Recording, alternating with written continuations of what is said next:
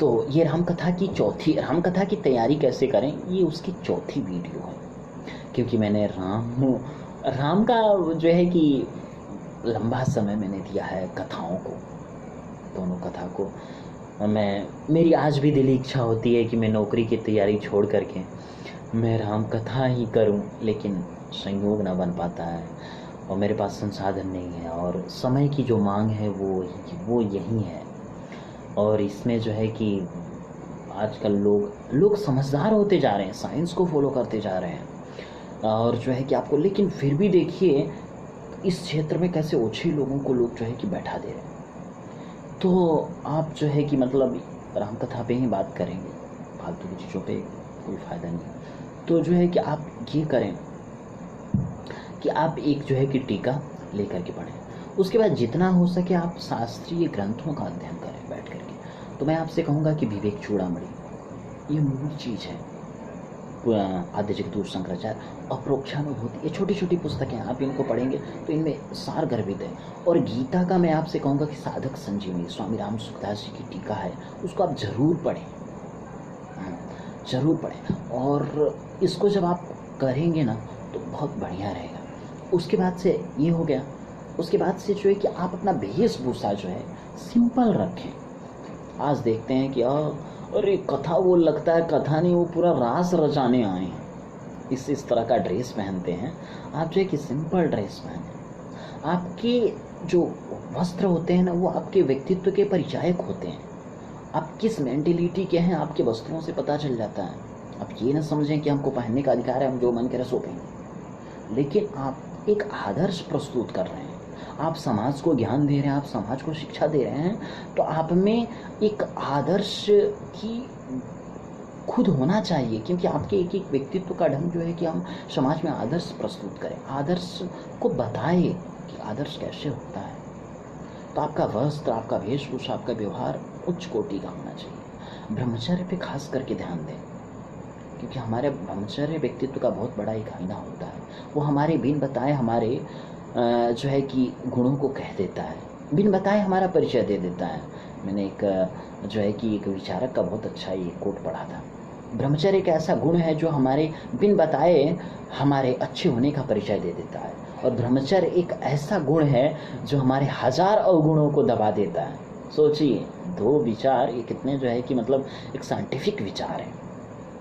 तो आप जो है कि ब्रह्मचर्य पे खास ध्यान दें और अपना बाल वेशभूषा मतलब एक सज्जनता का प्रतीक बने, तब तो अच्छा लगेगा।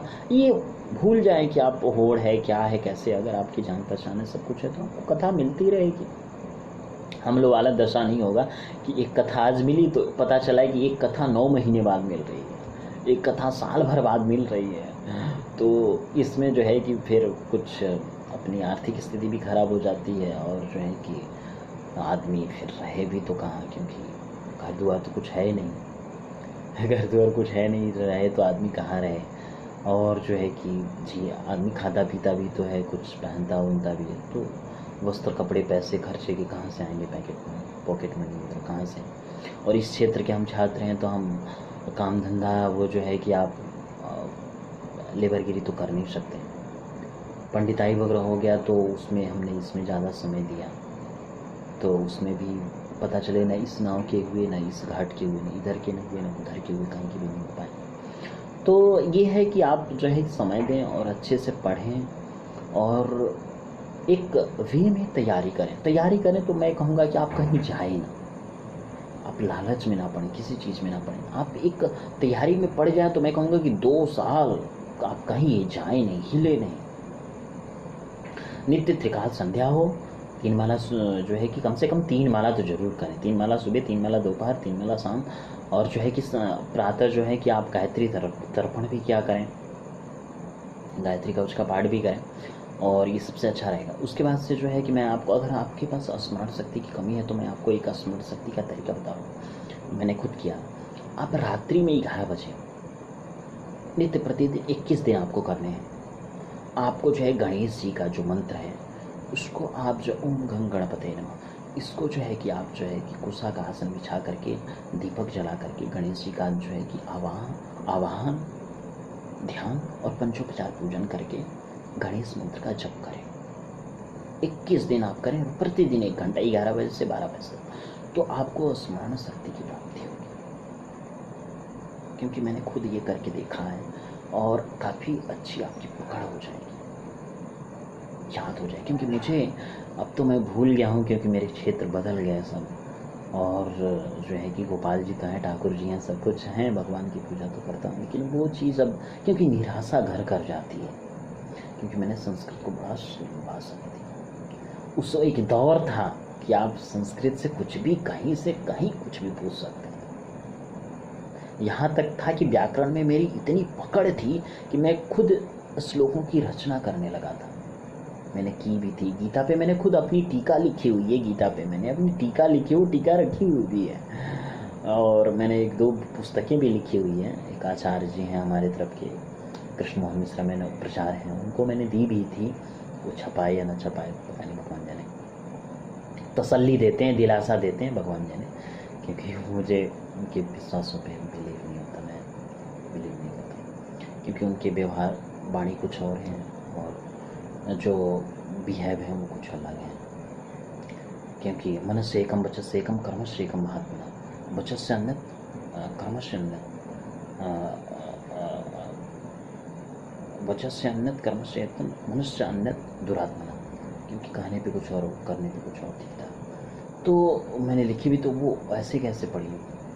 और मैंने जो है कि ईसादिनोपनिषदों पे मैंने खुद अपनी टीका लिखी थी, वो भी ऐसे कि पड़ी रह गई, उसको कीड़े खा गए, दीमक खा गए। क्योंकि सिमटा है, पानी चूता है उधर पीछे से, छत का जो है कि पानी का निकासी है नहीं, चीता, तो दीमक खा गए। उसी तरह वो लाल कपड़े में बांध के जो ईसादिनोपनिषद रखा हुआ है। और ब्रह्मसूत्र पे भी मैंने अपने खुद के टीका लिखे हुए थे, वो भी टीका हमारे दीमक खा गए।